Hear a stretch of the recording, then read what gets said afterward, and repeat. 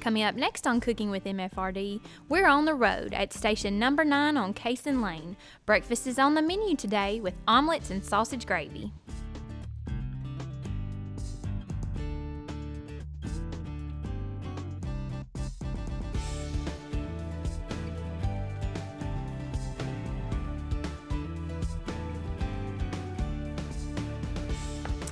Hi, and welcome to this episode of Cooking with MFRD. We've got a great show lined up for you today at fire station number 9, getting some things ready to cook up a big breakfast. First up, we've got an awesome omelet, and you're going to need to grab the following ingredients: 36 eggs, 2 bell peppers, 1 green, 1 red, 1 Vidalia onion, boar's head maple glazed honey-coated ham, sliced thick enough to dice up, 1 large bag of shredded Kraft Mexican Four cheese, and 1 bottle of olive oil.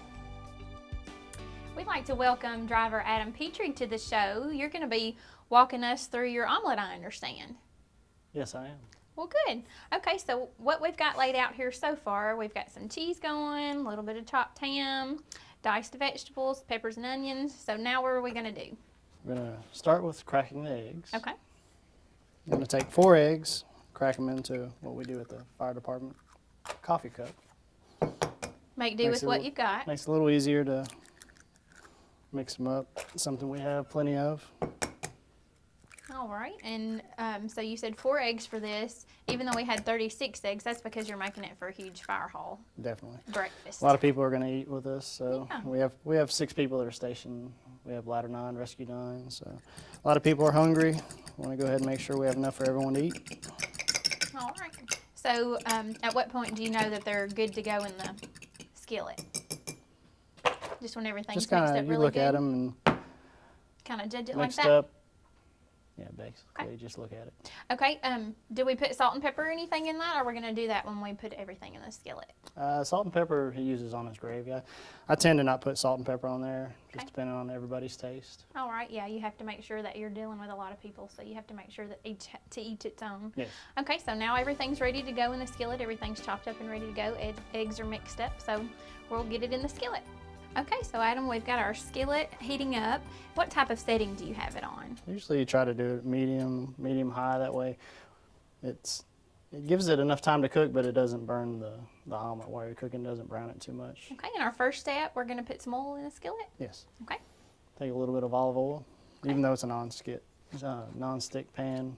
Next thing, we're going to take the eggs, add it to the skillet, and then we'll be ready for all the other ingredients. Got a good sizzle going on in there. At this point, we start to add all the ingredients and sprinkle them in. Okay, so you do it when the egg's still wet? Yes. Okay. What are we adding first? I usually start with the onions, then Okay. the bell peppers. And the different colors, mainly for me, are just kind of, just to give it a different look. Excuse me, I got a pepper in there first. You're doing it out of order.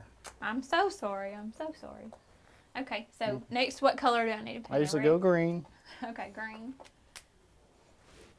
And you can really put whatever you want to in an omelet, right? Yes. This is It's just all kind of the your taste. favorite concoction. This is kind of my favorite. I know some of the other guys at the station, they like mushrooms. Some people like to put bacon in it. Joe Oh yeah, Pennington we likes like bacon on this show. We like Brett bacon. likes mushrooms. Now put a little ham in. Okay. And I guess you could use sausage or anything else like that too. Well, definitely. Do they count on you to be the omelet maker here? I just started making omelets at some point, and everybody kind of saw that I made omelets, and so I'm kind of like the omelet person, I guess. Everyone has their own. Everyone has their own kind of thing that they really like to make or make more often than others. And I'll take it, move it around a little just to check, see how it's cooking. And it can be kind of time-consuming cooking for 6 people, cooking omelets for 6 people. You can. So do you all share the Add some cheese. responsibilities?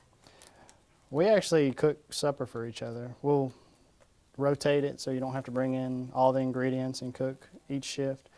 We'll cook one shift, and then you'll have 2 or 3 shifts before you'll actually have to bring in anything else. And it just kind of spreads the work around, plus allows everyone to try someone else's, Sure.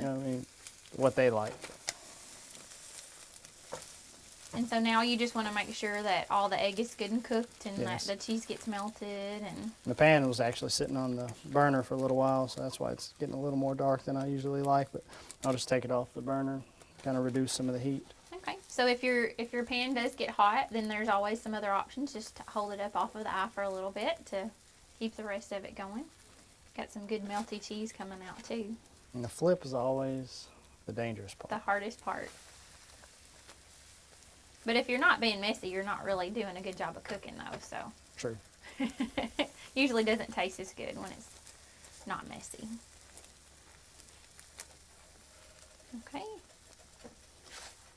That looks really good. That's a huge omelet too. That's like a firefighter size omelet. It's someone that may crawl into a burning building, may go to a wreck. You have to keep your energy up, so That's we make true. big omelets. That's true. Good point.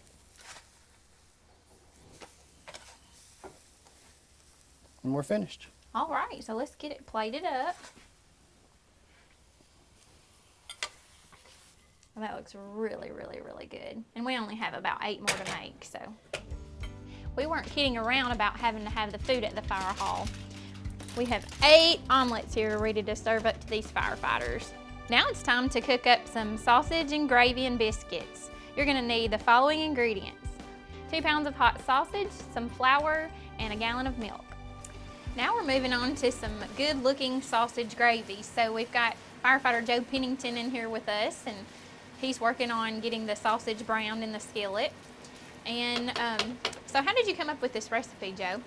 Well, when we was younger growing up, my dad always cooked for us. And this is one of the biggest things that we liked in the family was gravy biscuits. And then once I got older and we moved out and got married, we never did eat it much. And then when my dad passed away, what happened was everybody still craved it. So he never taught me how to cook it. So I just went to YouTube and just started making it myself and figuring it out. It took a while to get it because I messed up a lot. So, but now I can get it pretty much spot on the way it needs to be done. And now it's a fire hall favorite, I understand. Yeah, we eat it. We'll probably try to cook it maybe once a month. Once everybody's in the mood. It just depends on, it's real fatty and it puts a lot of weight on you if you do it. But that's okay. Like Adam was telling us, you've got to have that energy for when you go out on these fires and do these various things that you have to do on a daily basis. So, so the next step in the process, so we getting the sausage brown. Once all this is browned up, what I would do now, since there's not that much grease in there, I like to add just a little bit more. Okay. So what I do is, if you want to add that for me, Sure. just pour. Do you want the whole thing in? Just pour about half of it in. Okay. That That'll good? work, yeah. Okay. I'll get that a little bit hot. Mix it up just a tad. Now I see why you say it's fatty, adding some extra oil in there. And I like using hot sauce. It gives it a little bit more taste where you're not using a lot of pepper and a lot of salt, but you can add that later on if you like. Do most of the guys like the hot sausage in it? Yeah, most of them do. You do have some, depending on where you're at, you may have some sensitive ones that don't like it. I like the way you put that sensitive. All right, so what I'll do now, I'll set this aside and then we'll add a little bit of the flour. This right here is about, I normally gauge it, so that right there is about a half a cup. And I'll mix it around so it starts getting thick. I may have to add more depending on how much gravy we want and the sausage. In the fire hall, you're going to want a lot of gravy. Yeah. Do you make this at home too for your family? Yeah, every other weekend when I come home from shift work, we'll cook. My kids don't eat it, but me and my wife will still do. So if you want to add that other, Okay. I'll add this to it. Okay. And that's just to thicken it up a little bit, or? Yeah. It smells really good. Yeah, it's a trial and error. Sometimes you'll put not enough flour, so you got to add more milk, or you may have too much milk. You just got to sit there and just try to cook it all down. I'm not a very good gravy maker myself, so I'm kind of interested to see how this goes here. So I can. YouTube. Maybe I need to start YouTubing my gravy recipe. All right. So once we get that going, then we'll pour the milk in. So it's just about right. So we'll get the milk added in. Only I'm about gonna let 5 you or tell me 6. when. For everybody at work, we'll probably try to do 5 or 6 cups, and then we'll That's get. about I'll keep on one, going. right? Okay, you Yeah, just tell keep me going. when.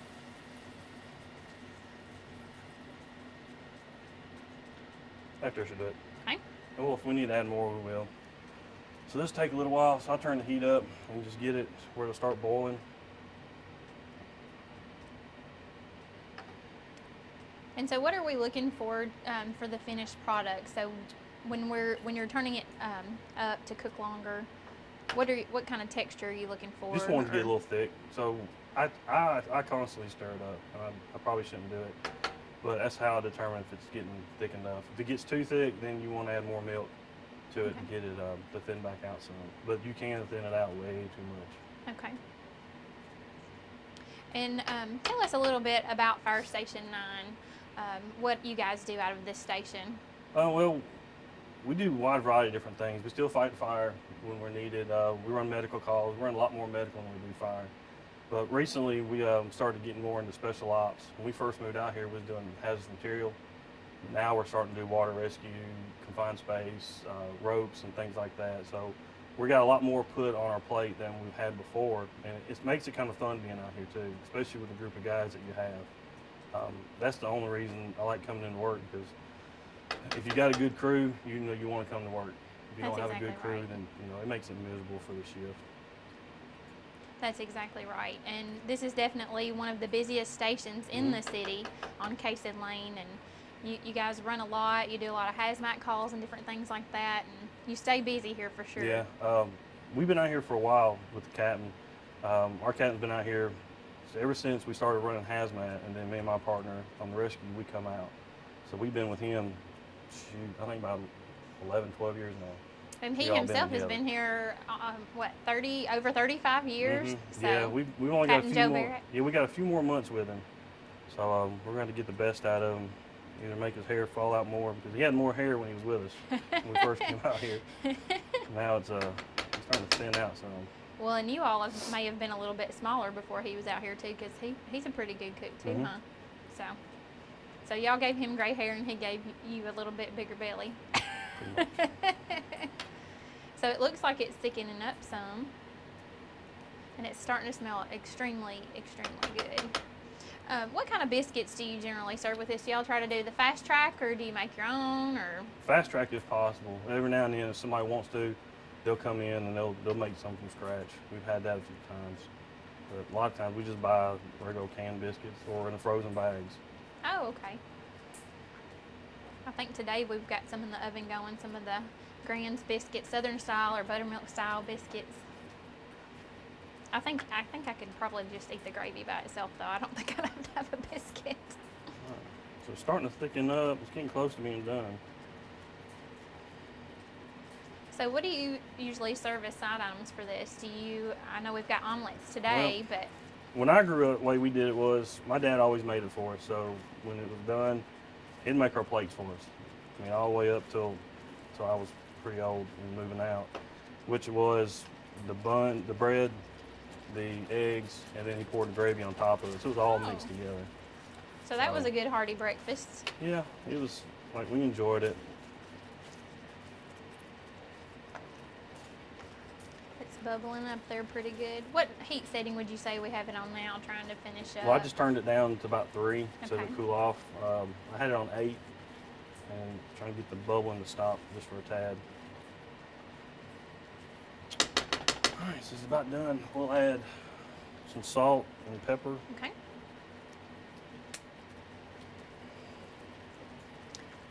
And like you said, the hot sausage also gives it some really good flavoring too.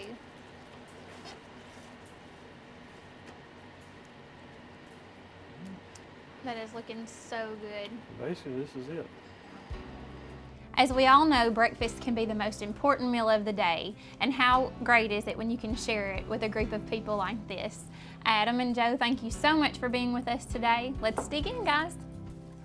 I had so much fun this morning with the crew of Station Number 9. Special thanks to Captain Joe Barrett for letting us stop by, and we thank all of you for your service to our community.